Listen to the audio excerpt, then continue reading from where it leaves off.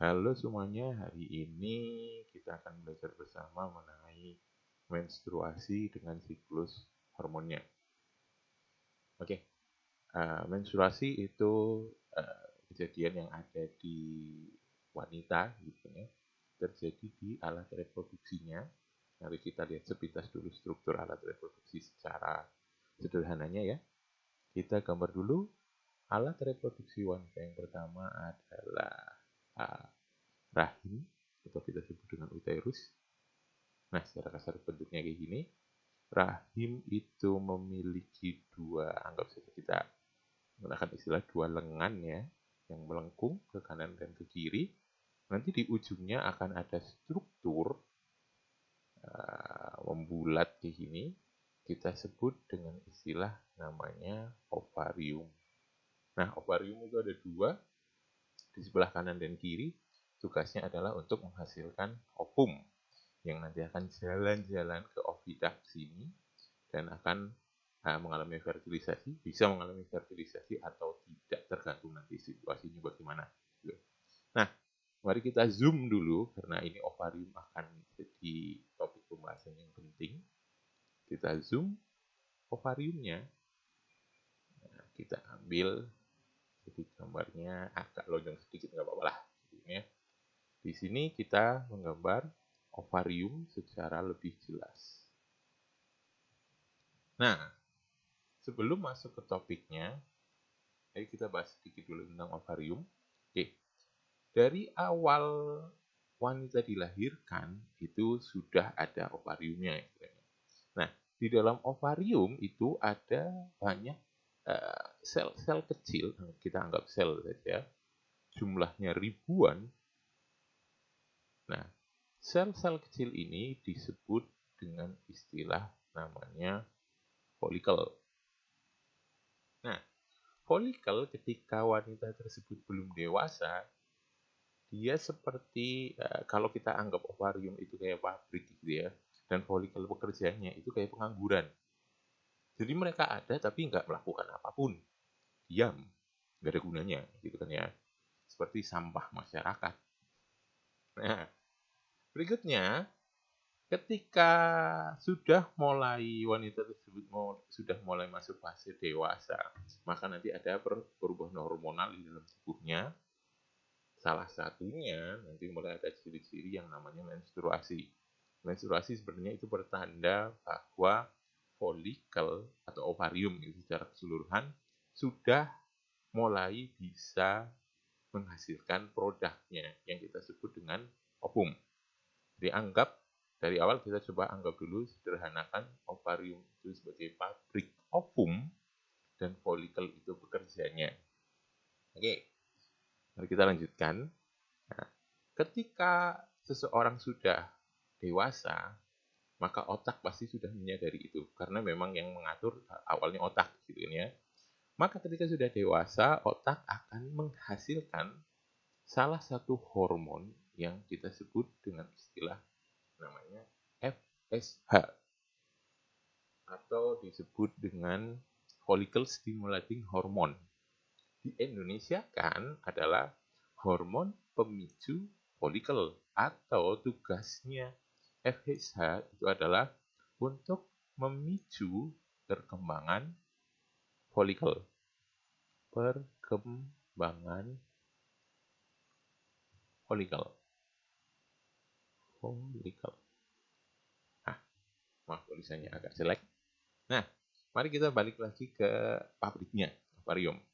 Ketika FSH datang, ingat FSH itu hormon, dan hormon itu normalnya menyebar melalui pembuluh darah. Maka anggaplah ketika FSH datang, maka seluruh tubuhnya Anda itu ada FSH-nya. Salah satu bagian kecil FSH itu nanti menempel ke ovarium, karena ingat ovarium juga dilalui oleh pembuluh darah. Maka ketika ada FSH nempel ke ovarium, ovarium langsung paham artinya bahwa sudah saatnya pekerja-pekerjanya, yaitu folikel tadi itu, untuk mulai bekerja membentuk ovum. Nah, masalahnya nggak semua pekerja itu langsung dipekerjakan bareng-bareng. Tapi di satu waktu itu hanya ada beberapa yang folikel yang dipilih untuk berkembang gara-gara FSH tadi gitu kan ya. Anggaplah sekitar 1 sampai 25 folikel yang nanti berkembang. Nah, ketika sudah ada seleksi, maka FSH datang dan beberapa folikel akan mulai berkembang. Ukurannya akan mulai bertambah besar, otomatis seperti ini. Gitu. Nah, walaupun tadi ada beberapa folikel yang berkembang, tapi pada akhirnya dalam keadaan normal itu hanya akan ada satu folikel yang akan menghasilkan ovum. Jadi di antara 1 atau 25 tadi, akhirnya ya cuma ada satu yang bisa menghasilkan ovum. Nah, folikel yang beruntung tadi dapat jatah untuk bikin ovum, nanti dia akan membesar secara sempurna, berubahlah namanya jadi folikel digraft. Nah, seperti ini.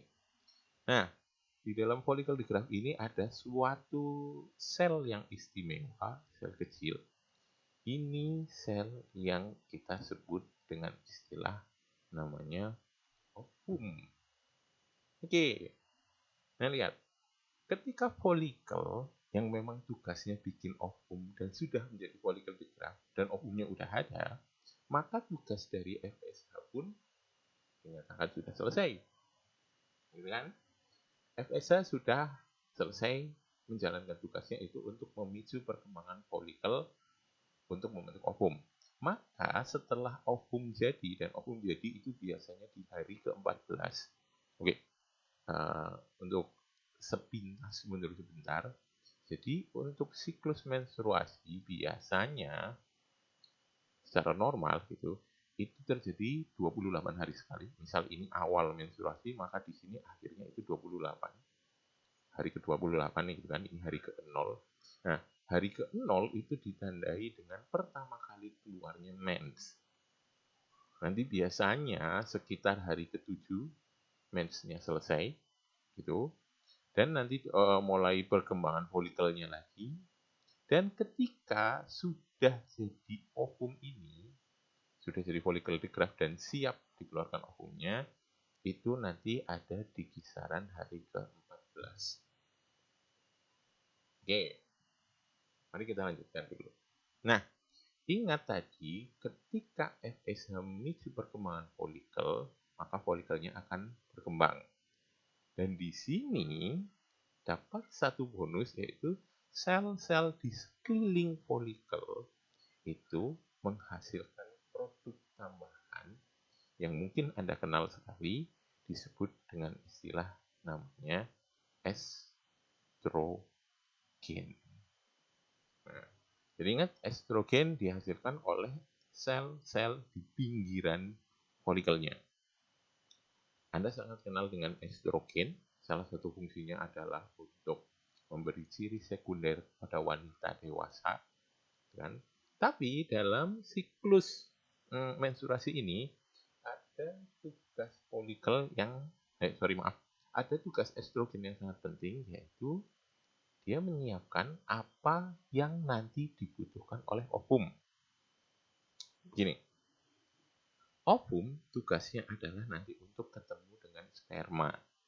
Ya entah ketemu atau tidak, bisa iya atau bisa tidak, gitu kan. Tapi jika ovum bertemu dengan sperma, dan nanti biasanya ovum bertemu sperma di sekitar 2/3 bagian terakhir dari oviduct ini, maka nanti kalau jadi fertilisasi, maka akan berkembang jadi embrio. Embrio nanti ada tahapan morula, blastula, dan gastrula. Selagi membelah, itu embrio nanti akan jalan ke sini.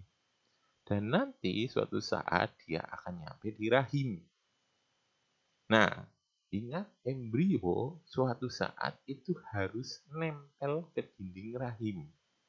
Nempel dan nanti berkembang, bentuk yang namanya plasenta dan kawan-kawan. Jadi posisi embrio itu menggantung di rahim. Tapi ingat, uterus itu dalam keadaan normal, tanpa embrio itu kecil sekali, dan dindingnya itu tipis sekali. Maka akibatnya kalau ada dinding setipis ini dan ditempelin sama embrio, yang Anda tahu sendiri nanti bisa ukuran 2 kilo sampai 4 kilo mungkin saat melahirkan, maka embrionya bakalan terlalu besar dan terlalu berat. Maka bisa jadi uterusnya ambrol dan embrio bisa lepas. Maka untuk agar hal-hal tersebut nggak terjadi, didatangkanlah estrogen.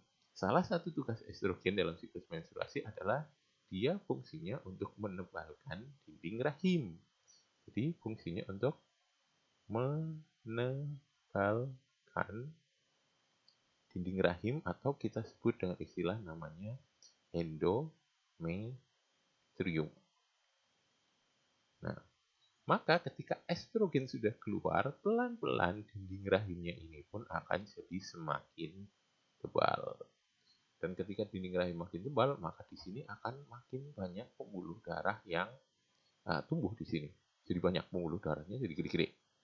Nah, kira-kira tugasnya pembuluh darahnya untuk apa? Ingat, suatu saat nanti akan ada janin yang nempel di sini.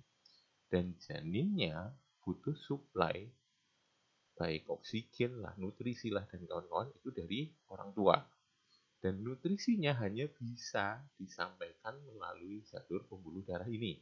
Nanti jadi ketika embrionya, sudah janin nempel, maka nanti pembuluh darahnya akan nyambung dengan pembuluh darah ibunya untuk transfer makanan dan kawan-kawan. Yang nantinya akhirnya berkembang jadi tali pusar. Gitu ya. Oke, itu fungsi dari estrogen. Kita kembali lagi. Estrogen sudah mulai pelan-pelan membuat dinding rahimnya jadi tambah tebal. Tapi lihat, ada masalah di sini. Ketika sudah jadi follicle the graft, si ovum terjebak di dalam follicle the graft. Padahal ingat, ovum harusnya keluar dan masuk ke tuba Fallopi atau oviduct atau saluran telurnya. Jadi anggaplah ovum itu seperti Rapunzel yang terjebak di kastilnya namanya follicle the graft. Nah, untuk bisa bebas dari follicle the graft, datanglah pada bantuan. Nah, pada bantuannya itu pangeran berkuda putih. Ya. Nah, pangeran berkuda putih itu berubah hormon yang kita kenal dengan istilah namanya LH, luteinizing hormone. Nah, hormon LH itu nongol tiba-tiba, jadi tiba-tiba naik dan sampai puncaknya pada pas hari ke-14. Ini untuk orang normal yang siklusnya 28 hari sekali ya. Maka ketika LH naik pada titik tertingginya, sang pangeran berkuda putih itu menghancurkan kastilnya Rapunzel. Maka otomatis di sini follicle the graft akan pecah. Nah, follicle the graft akan pecah karena LH ini akan terbuang, gitu kan ya, dan ovumnya akan terbebas. Maka terjadilah peristiwa yang kita sebut dengan istilah namanya ovulasi. Keluarnya ovum dari ovarium. Jadi ingat, LH tugasnya itu untuk proses yang kita sebut dengan nama ovulasi. Mengeluarkan ovum dari ovarium. Ya. Sayangnya pangeran berkuda putih ini, si LH ini itu tidak bertanggung jawab. Ketika si ovum sudah keluar, LH langsung meninggalkan gitu saja, udah tinggal saja. Gitu kan. Maka nanti jumlah hormon LH juga bakal menurun drastis setelah ovulasi. Jadi naiknya drastis sebelum ovulasi dan nanti turun drastis juga setelah ovulasi. Jadi tiba-tiba datang, tiba-tiba hilang. Oke. Nah, kasihan sekali ini si ovum. Ovum akhirnya dia terlunta-lunta jalan-jalan di sepanjang tuba Fallopi. Ya. Nah, tapi ada bonus yang ditinggalkan oleh LH sebelum LH pergi. Yaitu ingat, ini pecahan atau sisa dari korpus luteum yang sudah pecah gitu kan. Nah, sisa dari folikel di graf yang kepecah ini, ini nanti mengkerut dan berubah menjadi badan yang kita sebut dengan istilah namanya corpus luteum. Jadi corpus luteum terbentuk setelah ada ovulasi, kan, dari sisa folikel di graf yang mengkerut. Jadi ingat, nanti LH ovulasi dan nanti ada hasil tambahannya berupa corpus luteum. Nah, corpus luteum ini akhirnya nanti akan mulai memproduksi hormon terakhir yang kita sebut dengan nama progesteron. Jadi ingat betapa pentingnya LH di sini karena LH membuat secara nggak langsung itu membuat corpus luteum, dan corpus luteum nanti membuat hormon yang namanya progesteron. Nah, progesteron ini fungsi utamanya adalah untuk mengawasi si ovum yang sedang jalan-jalan. Ya, gitu kan, dia untuk mengawasi ovum yang sedang jalan-jalan. Nah, progesteron ini nanti akan naik pelan-pelan, gitu kan ya. Dan ingat, ketika ovum jalan-jalan, maka nanti ada dua kemungkinan yang mungkin bisa terjadi. Pertama, ovumnya ketemu dengan sperma dan melalui proses fertilisasi, gitu. Atau yang kedua, ovum tidak ketemu dengan sperma dan tidak ada fertilisasi, gitu kan. Kita cek dulu pertama, ketika ovum bertemu dengan sperma, gitu kan ya. Nah, ingat. Oh iya tadi belum dibahas sebentar, gitu kan ya. Progesteron mempunyai fungsi utama yaitu untuk membantu proses yang namanya implantasi. Implantasi itu adalah proses nempelnya embrio ke dalam endometrium. Nah, tadi ingat endometrium sudah ditebalkan dan dipersiapkan oleh yang namanya estrogen. Nah, progesteron sangat berguna dalam proses implantasi. Nah, berikutnya. Ketika terjadi fertilisasi,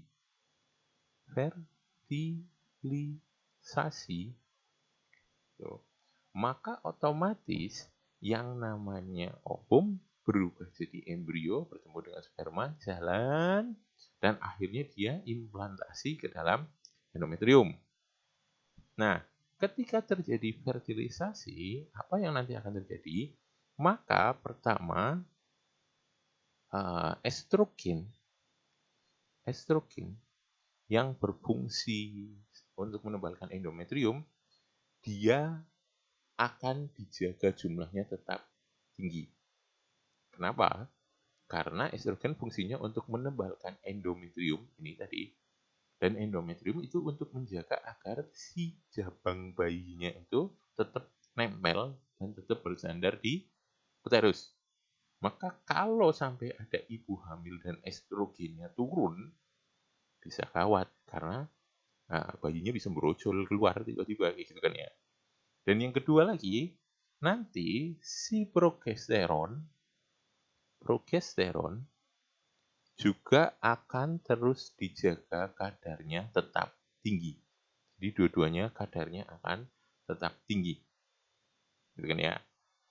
Dan ada satu lagi, setelah kejadian fertilisasi, akan muncul hormon baru yang kita sebut dengan istilah HCG atau disebut Human Chorionic Gonadotropin. Ini hormon spesial yang dihasilkan ketika sudah terjadi yang namanya fertilisasi. Nah, hormon ini karena nongol setelah fertilisasi, gitu kan ya, maka ini biasanya dijadikan alat untuk ngecek kehamilan. Nah, alat cek kehamilan. Jadi untuk memeriksa seseorang hamil atau tidak, biasanya kita pakai test pack gitu. Nah, test pack-nya itu fungsinya untuk ngecek ada HCG atau tidak. Kalau ada HCG berarti dianggap hamil. Kalau tidak ada HCG maka dianggap nggak hamil, gitu kan ya. Nah, maka karena estrogen dan progesteron saat hamil itu tetap tinggi, ya maka siklusnya nggak bakalan ngulang lagi ke mens. Ingat, maka tetap saja dinding rahimnya tebal dan si jabang bayinya tetap nempel, maka tidak akan ada proses mens selama hamil. Kan? Tapi ada opsi kedua, yaitu ketika tidak ada fertilisasi. Tidak ada fertilisasi. Fertilisasi. Nah, ketika tidak ada fertilisasi, maka coba bayangkan si estrogen dan progesteron yang dari tadi sudah menyiapkan kebutuhan-kebutuhan untuk calon jabang bayinya, mereka kecewa. Karena apa? Iya, nggak ada bayinya gitu kan. Karena ovumnya nanti ovum itu hanya bertahan sekitar 24 jam setelah keluar dari follicle graft. Jadi umurnya sangat pendek. Jadi selama 24 jam itu dia jalan-jalan di tuba Fallopi di sekitar sini. Kalau dia nggak bertemu dengan sperma, maka ditakdirkan si ovumnya akan mati. Dan ketika mengetahui ovum mati, maka estrogen yang tugasnya menebalkan endometrium dan progesteron, mana ini yang fungsinya untuk menyiapkan proses implantasinya, maka mereka berdua akan kecewa. Ya kan? Dan akhirnya progesteron dan estrogen, saya tulis dulu, estrogen dan progesteronnya, progesteron jumlahnya akan turun. Nah, apa akibatnya ketika estrogen dan progesteron jumlahnya turun? Maka ingat, estrogen yang fungsinya untuk menebalkan endometrium tiba-tiba hilang. Dan nanti juga ada hormon satu lagi yang kita sebut dengan istilah namanya prostaglandin. Nah, prostaglandin ini nanti akan memicu si otot-otot di dinding rahimnya itu untuk kontraksi. Nah, ketika kontraksi itu, maka endometriumnya akan lepas. Karena ingat, endometrium itu sudah tidak dijaga oleh estrogen dan progesteron lagi. Nah, padahal ingat, tadi endometrium ketika dipertebal itu banyak sekali pembuluh darahnya, gitu kan? Maka ketika dinding ini luruh atau lepas, pembuluh darahnya juga banyak yang terbuka gitu kan jadinya, maka pembuluh darahnya akan pada mengeluarkan darah banyak. Itulah yang disebut dengan istilah namanya mens. Jadi menstruasi adalah, yang dikeluarkan dari menstruasi adalah potongan-potongan dari endometrium dan juga darah yang keluar dari pembuluh darah yang tadi pecah akibat endometrium yang luruh. Gara-gara siapa? Penyebabnya karena estrogen dan progesteronnya turun dan prostaglandinnya naik jumlahnya tadi. Nah, tapi ada baiknya juga ini terjadi. Kenapa? Ketika estrogen dan progesteron turun, ini nanti memicu FSH untuk nongol lagi. Jadi balik lagi ke siklus semula. FSH nongol lagi, nanti picu perkembangan folikel, estrogen nongol lagi, dan seterusnya, jadi muter-muter terus. Nah, untuk sekedar tambahan, ini tadi bisa kita lihat, tahapan dari 0 sampai 7 hari itu berarti tahapan mensnya. Nah, di sini dari 7 hari ke 14 hari, ini tahapan pembentukan folikelnya. Dan tahap ke-14 itu pas dengan ovulasinya. Dan terakhir di sini udah mulai start mens lagi. Nah, tahapan dari fase dari hari ke-0 sampai hari ke-14 disebut dengan fase folikuler. Folikuler. Karena ingat di sini tahapan untuk mengembangkan folikelnya, gitu kan. Dan yang terakhir ketika hari ke-14 sampai 28 yaitu ditandai dengan yang setelah ovulasi sampai mau mens lagi, itu disebut dengan fase luteal. Karena ingat di sini sudah nongol yang namanya corpus luteum. Oke, demikianlah siklus hormonal dari menstruasi. Semoga mudah dipahami dan berguna. Terima kasih.